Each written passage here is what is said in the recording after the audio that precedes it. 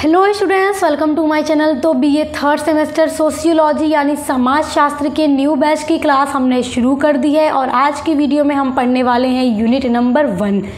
BA third semester sociology में आपको पढ़ना है भारत में सामाजिक परिवर्तन एवं सामाजिक आंदोलन।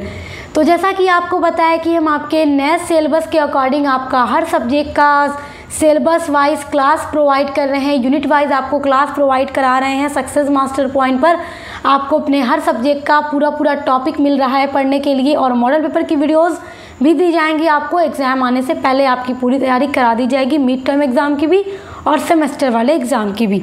तो उसके लिए आपको परेशान होने की ज़रूरत नहीं है। चलिए देखते हैं यूनिट नंबर 1 में आपको पढ़ना क्या है। तो जैसा कि आपके यूनिट नंबर 1 में आपको पढ़ना है सामाजिक परिवर्तन की अवधारणा, अर्थ एवं प्रकृति, यानी सामाजिक परिवर्तन है क्या चीज़, उसकी अवधारणा आपको पढ़नी है।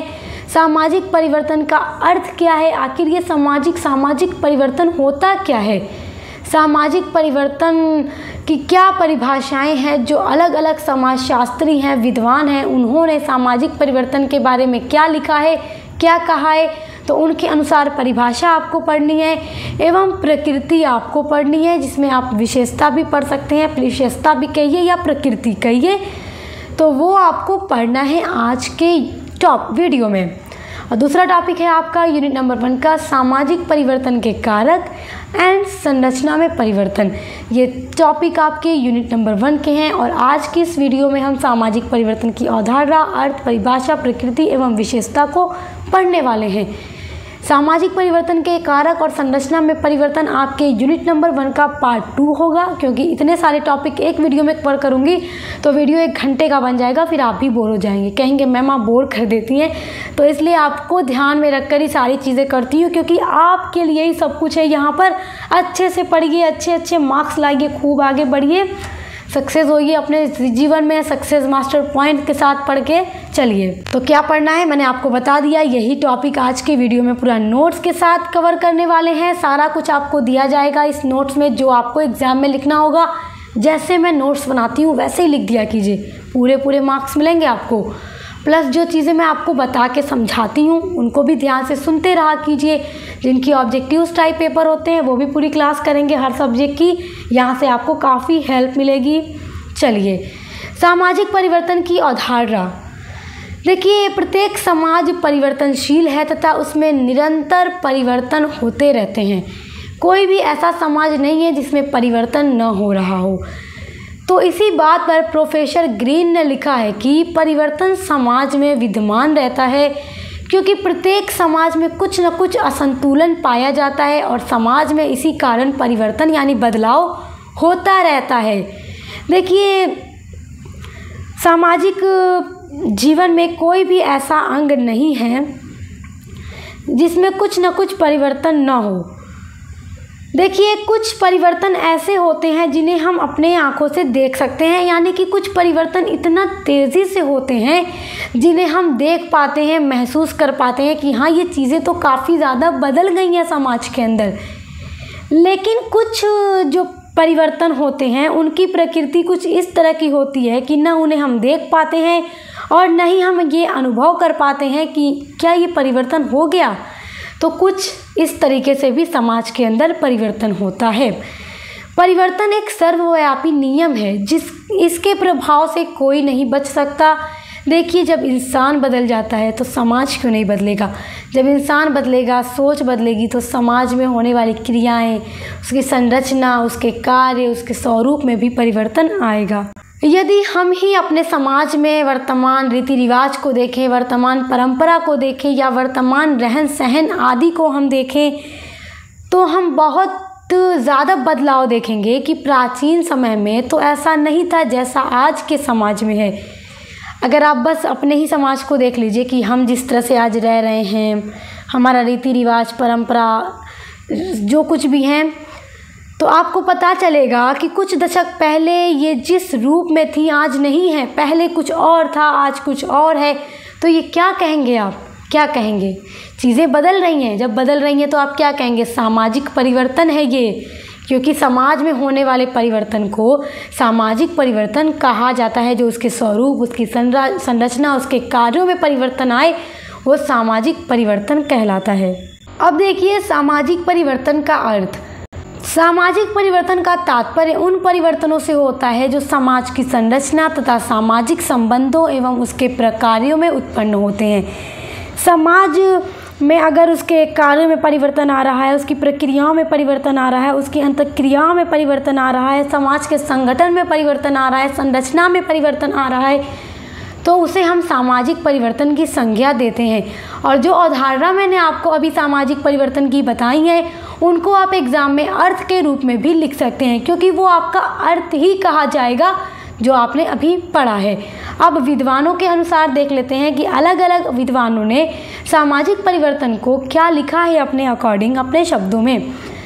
जिसमें पहली डेफिनेशन है जॉनसन के अनुसार। देखिए जिनकी ऑब्जेक्टिव्स टाइप पेपर होते हैं तो डेफिनेशन देकर पूछ देता है कि ये परिभाषा किसकी है।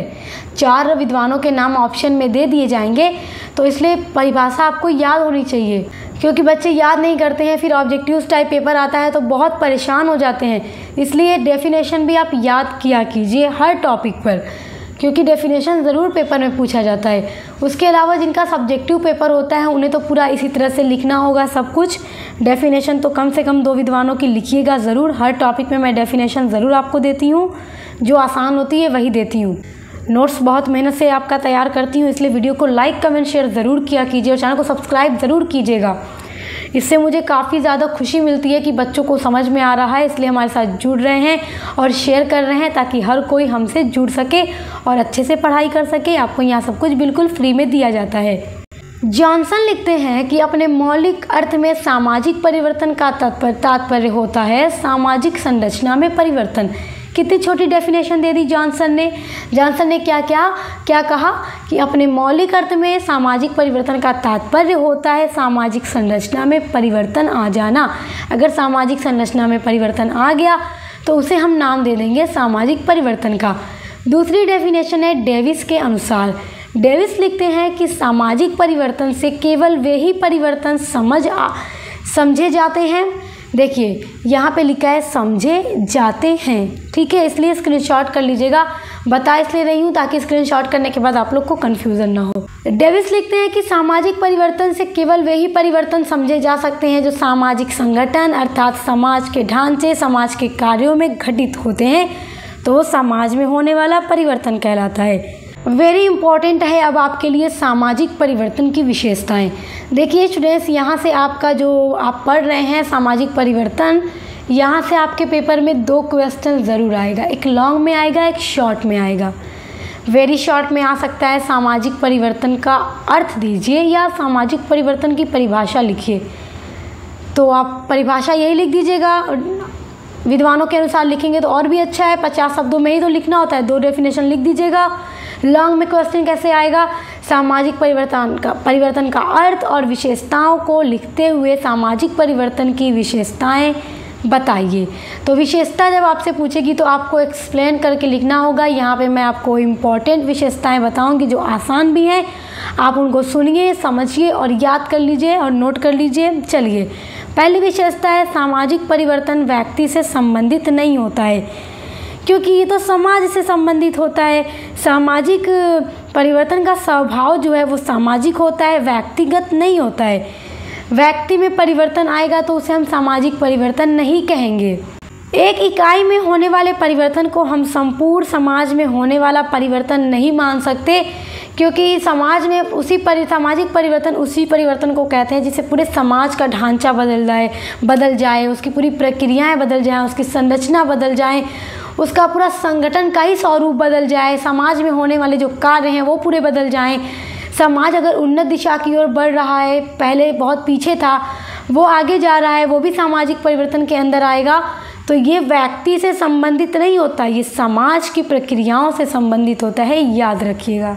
सामाजिक परिवर्तन की दूसरी महत्वपूर्ण विशेषता है सामाजिक परिवर्तन अनिवार्य है, क्योंकि ये ज़रूरी होता है। समाज में परिवर्तन हर हाल में होगा। देखिए, सामाजिक परिवर्तन एक अनिवार्य तथ्य होता है। सामाजिक संरचना कभी भी एक जैसी नहीं रहती है, उसमें परिवर्तन होता रहता है। प्राकृतिक दशाएं और सामाजिक दशाएं निरंतर परिवर्तन करती रहती हैं। कुछ सामाजिक दशाएं भी हो सकती हैं, कुछ प्राकृतिक कंडीशन भी हो सकती है, जिनके कारण समाज लगातार बदलता रहता है।